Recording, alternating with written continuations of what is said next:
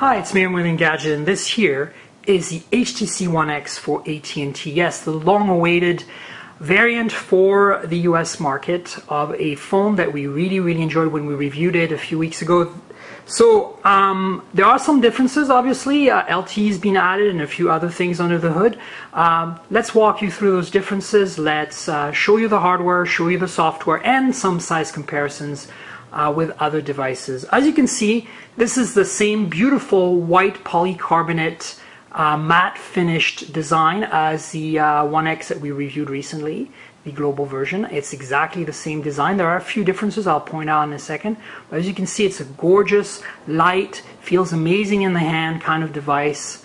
The screen is obviously the star of the show. You can see it here. This is the same exact display as the global version. It's a 1280 by 720 HD display.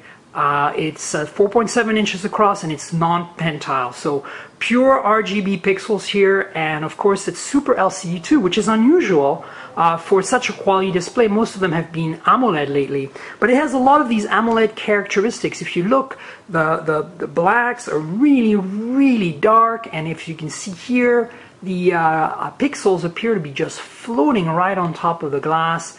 The viewing angles are just amazing.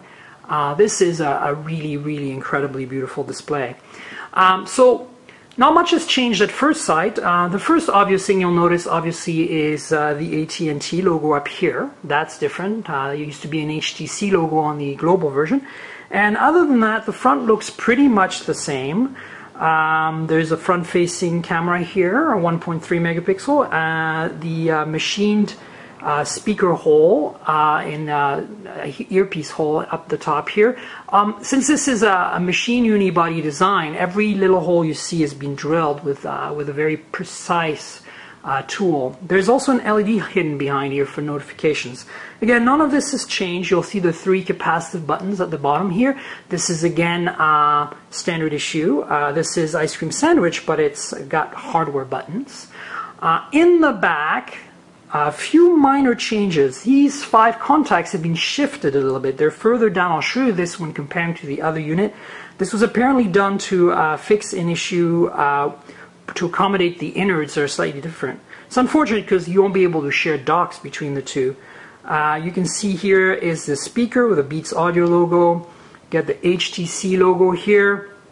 And the 8 megapixel autofocus camera. This is a really amazing camera. I'll get into more detail about it soon. It's got a single LED flash, f over 2.0 aperture, so it lets in a lot of light, backside illuminated sensor. One of the fastest, best cameras we've used on an Android device ever.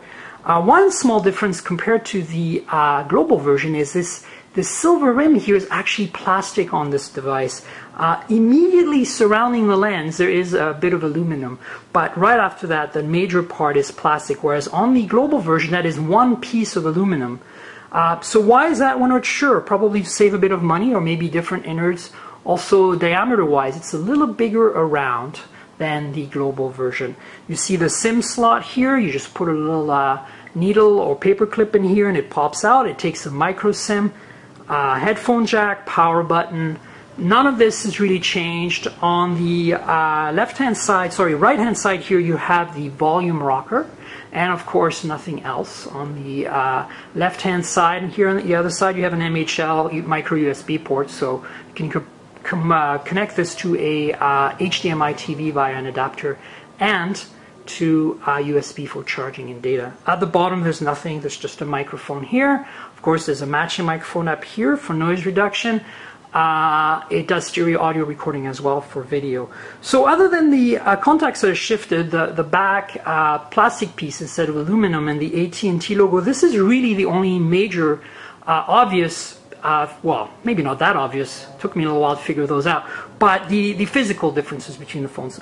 The big difference though is the innards. Obviously this has LTE. You can see here I'm connected to it. You can see the 4G LTE logo from AT&T there.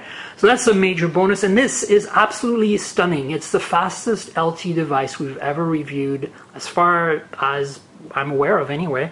I'm getting about 36 megabits per second down, 23 or so up. Really incredible numbers, better than any other LTE device I've used. So, you know, take that with a grain of salt. It'll depend on where you are. We're in San Francisco here. Obviously, as you can see, very good signal. In this specific area, this is not where I got the numbers, but nearby I did. So that's one major difference. The other big deal, and this could be a big deal for a lot of you, is this does no longer have a quad-core NVIDIA Tegra 3 1.5 gigahertz system on a chip, but it's based on Qualcomm's new Snapdragon S4 dual-core 1.5 gigahertz processor. Same 1 gig of RAM on both, but obviously you go from quad-core to dual-core, you're going to say, well, what's the difference? Well, really nothing. If anything, it's faster than the Tegra version. That's a very strange thing. The HTC One S, which we recently reviewed, the T-Mobile version as well as the global version, are snappy and super fast as well. So obviously, Qualcomm's done something pretty incredible with the Snapdragon S4 to keep up with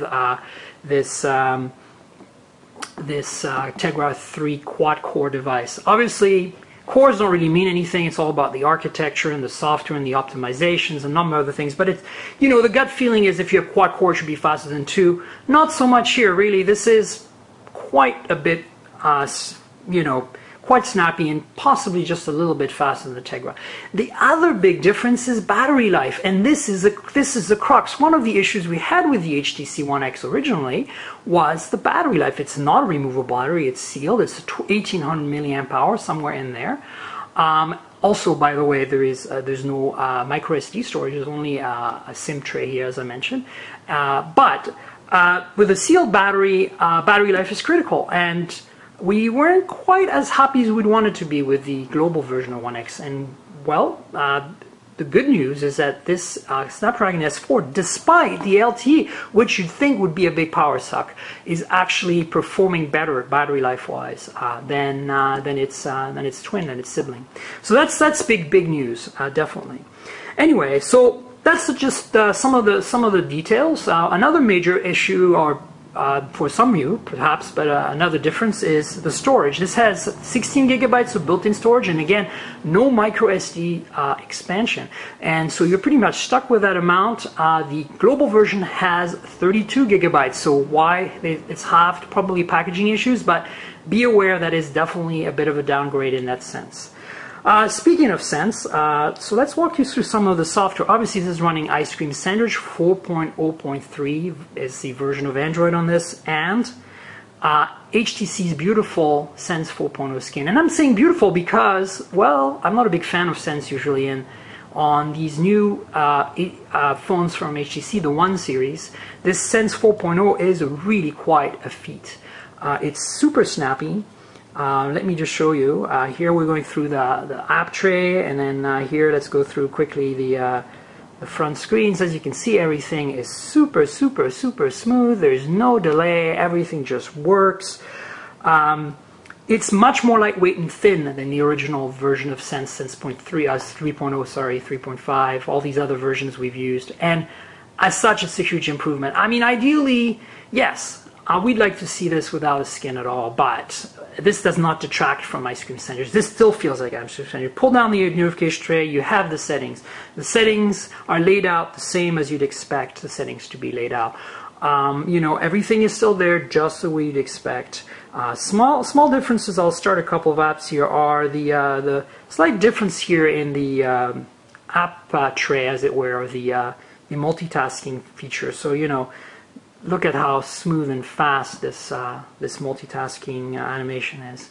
Anyway, so software-wise, in general, there's no major difference between this and the One X. This is the good news. The global is just as fast. There's no real downgrade in terms of AT&T's firmware, which is kind of good. The Galaxy Note doesn't feel quite as fast. It's also a brain transplant, as well as customizations made by AT&T, and it just doesn't feel as fast as the global Galaxy Note. So clearly they've done something good here by keeping it unadulterated as much as possible. Now there are some differences. The first one you'll notice right away is obviously the logo here for 4G LTE is AT&T's custom logo, and then when it drops to 4G it says 4G without the LTE. When it drops to Edge it says E. This is slightly different than the H for HSPA Plus on the global version. The AT&T logo stays up here in the status bar all the time. I'm not quite sure why they did that, but it's kind of annoying. This takes up real estate for nothing. Other things obviously are a whole bunch of pre-installed apps. You can see them all here: AT&T Code Scanner, AT&T Family Map, AT&T Navigator, AT&T Ready to Go. Let's see, there's a few more here. My AT&T Live TV. Just, you know, the usual crapware. Let's see what else here. Yellow Pages. There's also the beginning Amazon Kindle. That's not crapware, but it's being pre-installed, as well as Mog Music right here. So those are some, as you can see, it's not a lot of apps pre-installed. It's not too messy.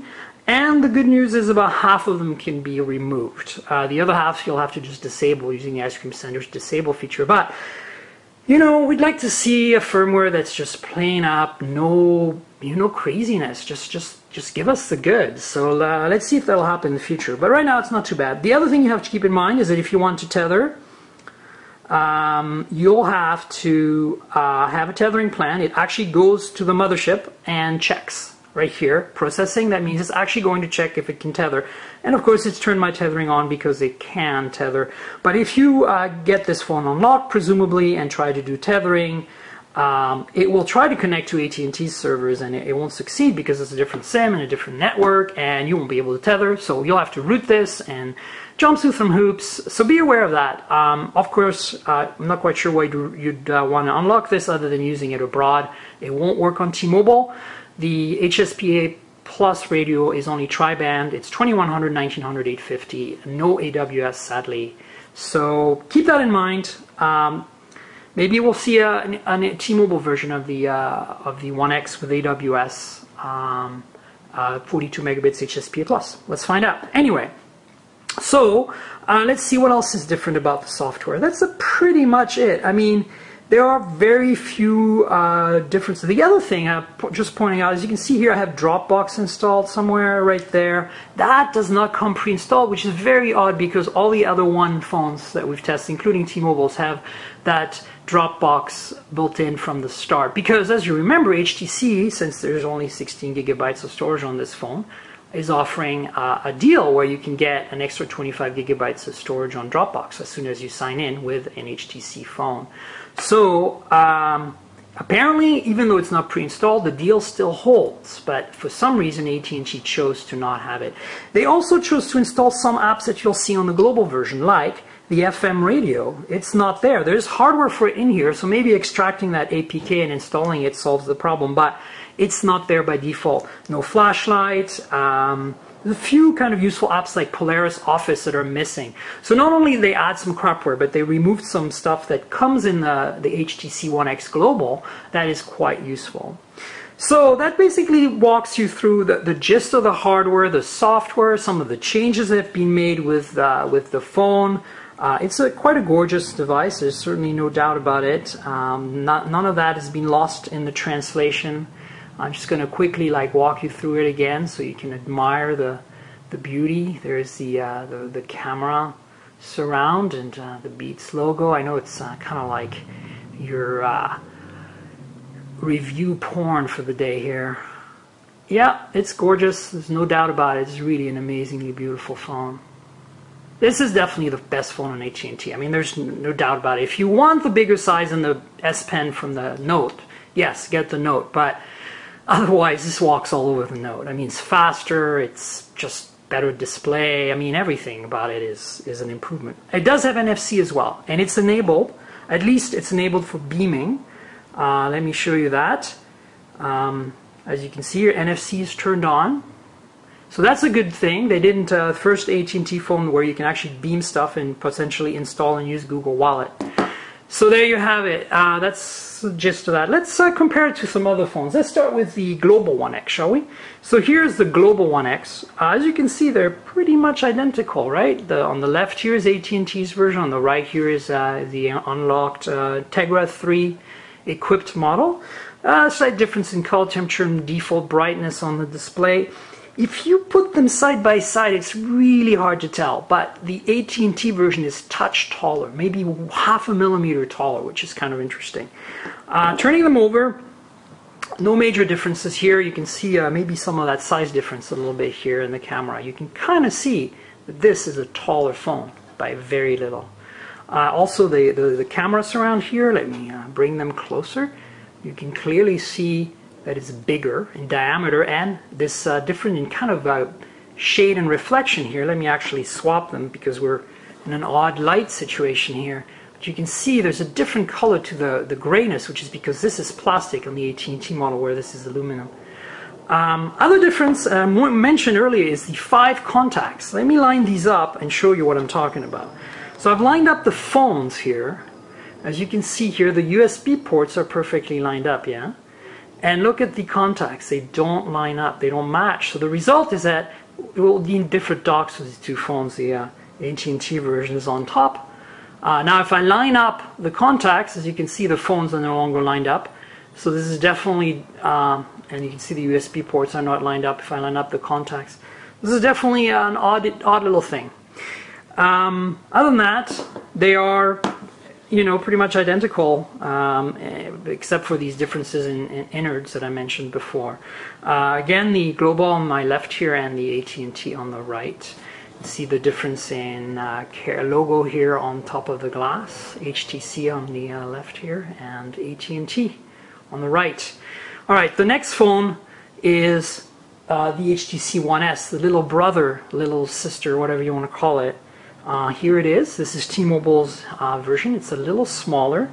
You can see the difference in color temperature due to the AMOLED display here versus the Super LCD2. So T-Mobile's HTC One S here with a QHD pentile display, 4.3 inches across. Same CPU though, same amount of RAM, same amount of internal storage. No LT obviously on the One S, slightly different in brightness here. And that's pretty much it. That's what they look like from the back. Same camera as well, 8 megapixel autofocus. Let's talk a little bit more about these cameras. They're very, very good. Very fast, 0.7 seconds to start, 0.2 seconds between shots, meaning you can do 4 frames per second. 1080p HD video at 30 frames per second with stereo audio, continuous autofocus, and you can capture pictures while you record video at the full 8 megapixels. It's got a whole bunch of really cool features like some filters and that are real-time, HDR, panorama, very, very good quality, very good low light, f over 2.0, backside illuminated sensor. So basically that's, you know, the gist of it. Let's compare thickness. You can see the One S is a little thinner. It's 7 point something millimeters versus 8 point or 9 something millimeters on the. I mean, it's just, you know, very similar. Obviously, the HTC One X Global versus the AT&T model are identical in thickness. They might be slightly off, but very, very close. The next phone I want to compare it to is kind of another pretty compelling choice right now, and that's the Galaxy Nexus HSPA Plus. This is $399 right now on Google's Plus store, which is Play Store, which is really an amazing deal for what you're getting. Unlocked, obviously, HSPA Plus, and it's pentaband, so you can use it on both T-Mobile and AT&T. This is what they look like. Same display resolution. The screen is a little smaller, 4.65 inches on the Galaxy Nexus, but it's pentile. So it's OLED, but pentile, so you lose a little bit there, and it's obviously a dual-core OMAP, not a dual-core Snapdragon. No LT either.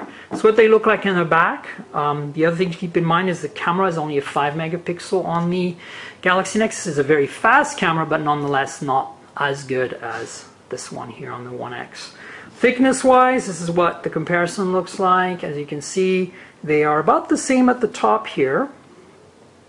But then it gets a little thicker at the bottom because of the bump here on the Galaxy Nexus. And you can see the curved screen. Perhaps you can see my fingers right here behind the phones. So that's the Galaxy Nexus. Of course, the next logical comparison is to an AT&T Giant. In fact, a very, very popular AT&T Giant. This is still a very favorite phone of mine, the Galaxy Note for AT&T. Also LTE, but it's the older Snapdragon S3 processor, and the code base just hasn't been as optimized as on the One X. So it's slower, really, is basically what it comes down to it.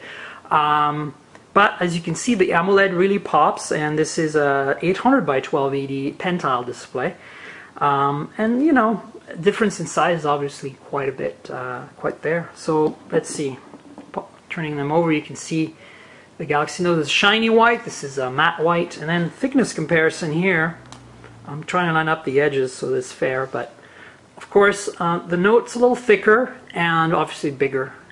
So there you have it. Now the final comparison, obviously the one that some of you probably are going to make, is with another very popular phone, and that's the iPhone 4S. And as you can see, this white iPhone 4S is really tiny in comparison to the One X. And the One X doesn't really feel that big as a phone. So yeah, I mean, somebody like me who's just used to larger screens, this is really small. And you know, I love the iPhone 4S. It's a great phone. Camera in particular is really quite awesome. But really, you're looking at a difference in size here, and for me the screen size 3.5 inch on the iPhone is just too small. Let me just give you a thickness comparison. Obviously the iPhone is thicker, and not by much, but it's thicker. And so this kind of rounds up the comparisons. Let me just quickly show you how surfing the web works on this guy with LT. It's really quite delicious. So here's my One X review from Engadget. You can see that it's loaded already, the entire page, and as you can see, this is unbelievably fast. Okay, I mean, for some reason I went back to I clicked on the HD page, so I'm going back to the post here. This is now the mobile version. You can see this is just, you know, incredibly smooth. Let's load the desktop version again. Boom, boom, boom, everything just lands in place. LTE for the win. You know, look at that. And let me zoom in a bit so you can get a feel for the responsiveness. Look at this, look at this. Just fast. No delay, no delay, just smooth, smooth, smooth. It's just amazingly beautiful.